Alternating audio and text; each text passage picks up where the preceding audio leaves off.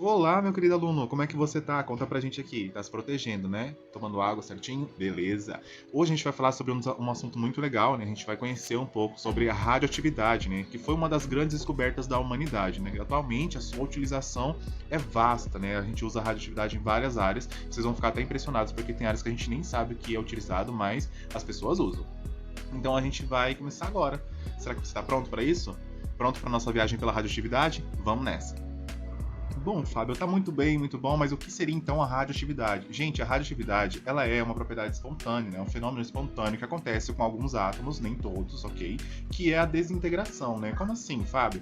Determinados elementos, eles têm a característica de emitir partículas, né? Emitir partículas chamadas de radiação, radiação eletromagnética. Vocês já ouviram falar de alguma coisa sobre isso, né? Alguns átomos, eles têm muita energia mesmo, são muito carregados. Então eles acabam ali emitindo essa energia naturalmente, tá? Eles emitem essa energia e vão ali soltando a fim de se estabilizar, né, com o objetivo de alcançar a estabilidade.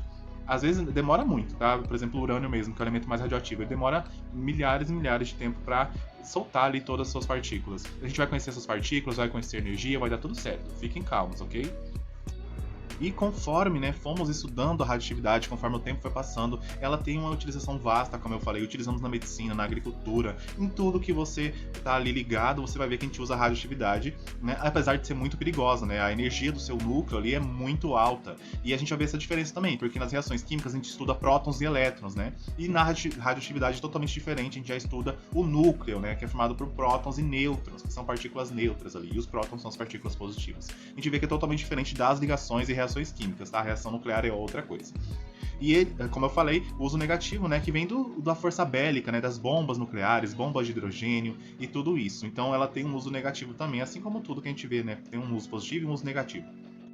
Indo um pouco pro histórico aqui da coisa, em 1896, o Anthony Becquerel, não sei falar francês, né? Ele é um físico francês. Ele descobriu a radioatividade quando ele começou a ver que os sais de urânio, nos experimentos dele, né, estavam emitindo uma radiação ali que era semelhante à radiação do raio-x.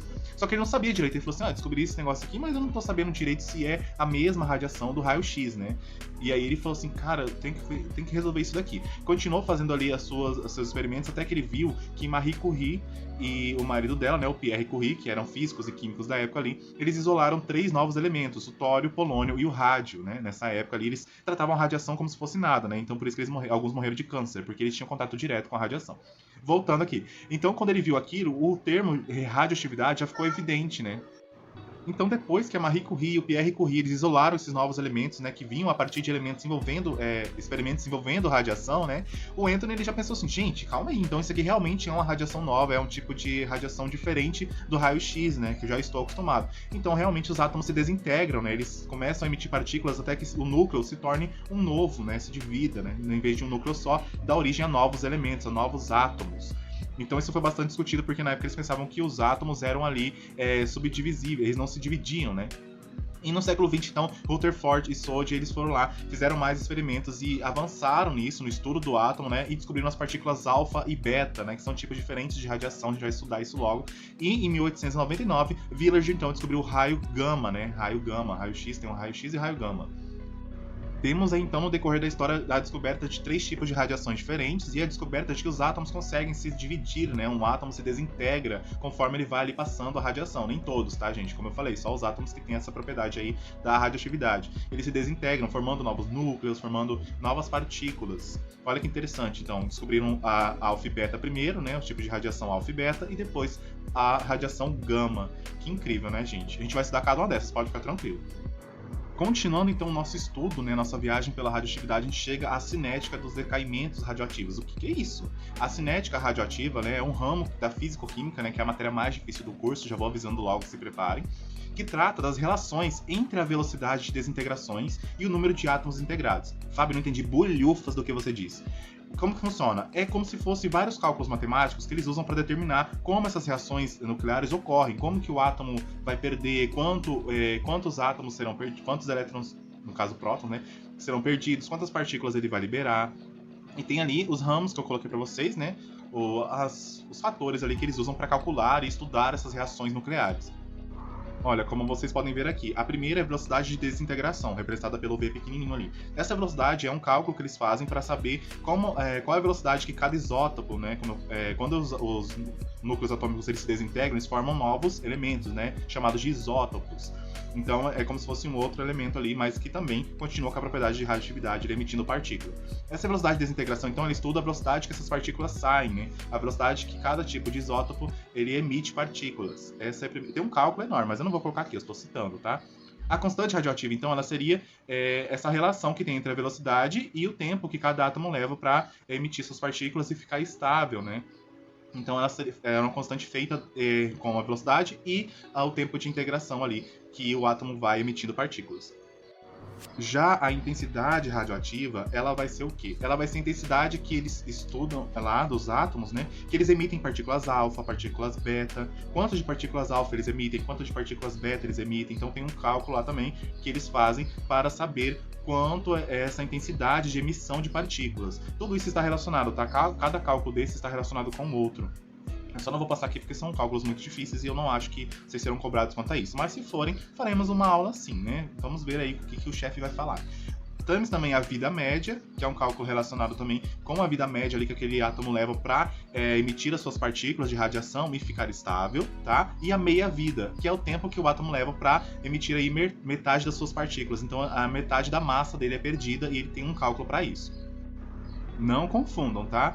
Vida média é o estudo ali, o cálculo feito, né, para eles saberem quanto tempo esse átomo vai levar em média ali para emitir suas partículas de radiação, né? E a meia-vida é o tempo que o átomo leva ali, o isótopo leva, para emitir metade da sua massa, né? Metade das suas partículas. Então ele perde metade da sua massa. Então são vários cálculos aí que vocês viram agora para calcular, saber como essas reações ocorrem e como controlar isso, né? Porque se a gente usa no nosso dia a dia, né, vários cálculos são feitos para a gente poder usar. Passando então, a gente vê o que? Transmutação nuclear. O nome parece difícil, mas não é não, tá? Transmutação nuclear é o fenômeno então, que acontece quando ocorre a transformação de um núcleo de um átomo, né, em outro, provocada pelo bombardeamento com uma partícula. Nossa, Fábio, não entendi nada que você explicou. Calma. Como eu falei para vocês, esses elementos eles estão ali sempre emitindo partículas, né? Alfa, partículas beta, gama, estão sempre ali emitindo partículas. E isso envolve muita energia. E nesse processo eles também liberam nêutrons, que são partículas que não têm carga. Então elas muito facilmente, esses nêutrons acabam invadindo ali o núcleo de outro átomo que também está emitindo essa energia, só que eles não são parados. Porque os elétrons e os prótons, como a gente já estudou, eles são atraídos ou repelidos, né, pelas cargas. Mas como o nêutron não tem carga, ele vai lá, invade o núcleo, né, e aí ocorre o quê? A divisão do núcleo ou a união de dois núcleos diferentes. Esses processos, essas reações nucleares, né, são chamadas de fissão nuclear ou fusão nuclear. A gente já tem aulas próprias para esses temas, então elas já estão disponíveis para vocês. Vocês podem ir lá assistir. Eu não vou me aprofundar muito, senão você não vai ir lá assistir a aula, tá? Porque eu conheço, né? Eu sei como aluno é, eu também já fui aluno, ainda sou também, então a gente já sabe como funciona isso, tá? Tem que ter ali o clickbait para você ir lá assistir a aula. Temos aqui um exemplo da fusão nuclear, né? Como eu falei para vocês, ocorre a divisão do núcleo atômico ou a união de dois núcleos menores para formar um núcleo maior e mais pesado, que é o caso dessa imagem que eu estou mostrando aí. Percebam que tem uma liberação enorme de energia aí, e isso a gente estuda somente na aula de fusão e fissão nuclear, disponíveis agora para você ir lá assistir.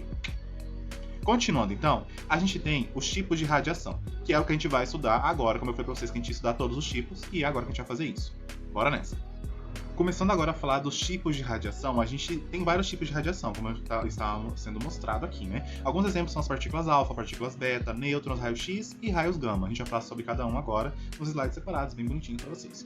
As partículas alfa, por terem uma massa e carga elétrica relativamente maior que as outras citadas, elas podem ser facilmente detidas, porque elas têm uma carga muito grande, até mesmo por uma folha de papel.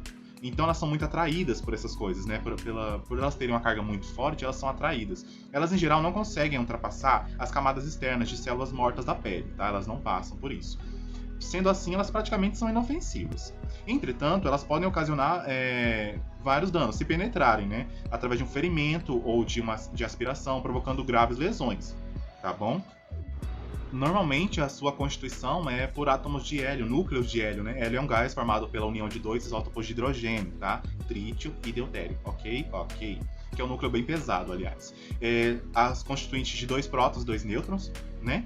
E as características agora. A velocidade inicial varia de 3.000 a 30.000 km por segundo. Uma partícula alfa, quando um átomo vai emitir essa radiação, 30 mil km por segundo. Ok, só assim, tá? A velocidade média é em torno de 20 mil km por segundo, então não ajudou muito, né? 5% da velocidade da luz.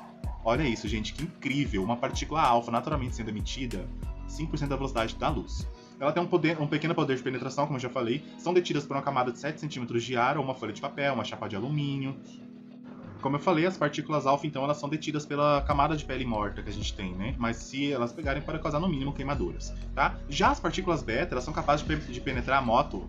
Passou. São capazes de penetrar cerca de 1 centímetro nos tecidos humanos, tá? Então já é mais perigosinho, tá? Ocasionalmente causa danos à pele, tá? Mas não os órgãos internos. Então, tá ruim, mas também não tá tão ruim. A não ser que sejam engolidas ou aspiradas. Então também tem esse problema aí. As partículas beta são semelhantes aos elétrons, tá? Elas têm carga, muita carga. Possuem massa desprezível e carga elétrica relativa, igual a -1. Então elas são já carregadas eletricamente. Já as alfa, elas têm uma carga, mas é uma carga positiva. São, portanto, né, muito rápidas. A velocidade inicial ali, elas variam entre 100 mil a 290 mil km por segundo, tá? São um pouquinho rápidas, são um pouquinho. Elas têm, então, uma velocidade de 95% da velocidade da luz. Olha isso, que loucura, que loucura. Elas têm médio poder de penetração, são 50 e 100 vezes mais penetrantes do que as partículas alfa, então elas são bem perigosas, né? As partículas beta mesmo, elas são bem perigosas. Quando o átomo emite isso daí, se pegar em você, socorro Deus, né? Atravessam alguns metros de ar até 16 milímetros de madeira, tá? Já tô errando aqui. São detidas por lâminas de alumínio de 1 centímetro de espessura ou por lâminas de chumbo. Então, normalmente, os equipamentos que tem ali que fazem algum uso de partículas beta, de elementos, eles são revestidos com isso, tá? Com espessura maior de 2 milímetros. Ao incidirem sobre o corpo humano, então, elas podem penetrar 2 centímetros e causar sérios danos, como eu acabei de falar aqui. Então, a gente tem ali como as características e os perigos que causam, né, gente? É importante a gente saber disso. Bom, agora a gente vai para o assunto sério, que é raio-x e raios gama, né? O raio-x, o famoso raio-x aí, quem já quebrou um braço já sabe como é que funciona, né? Os raios-x e os raios gama são extremamente penetrantes, extremamente, podendo atravessar o corpo humano, né? Como a gente já sabe, é usado para isso até, sendo detido somente por uma parede grossa de concreto ou metal. As radiações gama são semelhantes aos raios-x, tá? Não possuem massa e nem carga elétrica. Então elas são muito penetrantes por isso. Elas não têm nada que impeça, né? Que entre em contato com outras superfícies. Então são muito penetrantes. Possuem as seguintes características, galera. Velocidade igual à velocidade da luz. Então, assim, não tem nem como medir isso. É aproximadamente só 300 mil km por segundo. A velocidade de uma partícula emitida. Meu Deus. Um alto poder de penetração, como eu já falei, eles são penetrantes, os raios gama são mais penetrantes que o X ainda, tá? A potência do raio gama, gente, os raios gama, eles atravessam milhares de metros de ar, tá? Eles são bem rápidos, bem fortes, até 25 centímetros de madeira ou 15 centímetros de aço, uma partícula de um átomo, tá? Ok? São detidos por placas de chumbo ou com mais de 5 centímetros, ou por grossas paredes de concreto. Podem atravessar completamente o corpo humano, causando danos irreparáveis. Essas partículas, então, em contato com o corpo humano, já acabam com a gente, né? A gente é muito frágil, a gente acha que a gente é forte, mas a gente é muito frágil. Então, ser atingido por uma radiação, gente, é algo muito sutil e é impossível de ser percebido imediatamente, né? Já que no momento do impacto não ocorre dor ou lesão, é uma partícula, só te atravessa, né? Bem diferente de ser atingido por uma bala de revólver, por exemplo, né? Que a gente dá aquele gritão. Então, a radiação ataca as células do nosso corpo individualmente, fazendo com que os átomos que compõem, né, as células sofram alterações. Já chega numa coisa mais mutantes, assim, né? As ligações químicas, então, elas podem ser alteradas, né? Afetando o funcionamento da célula ali. Se por exemplo, a hemoglobina, né? Célula que produz ali a nossa respiração, o sangue, já seria afetada, não faria mais isso, né? Ela já vira uma célula que pode ficar inútil ou uma célula que pode causar danos ao nosso sistema. Provoca, então, com o tempo, consequências biológicas no funcionamento do organismo como um todo. Algumas consequências podem ser percebidas a curto prazo, né? Ou a longo prazo, por exemplo, como um câncer ou algo assim. Às vezes não pode precisar problemas com a pessoa que foi ali atingida pela radiação, e sim passar pelos filhos, né, os descendentes, filhos, netos, da pessoa que sofreu, né, alguma alteração induzida pela radioatividade.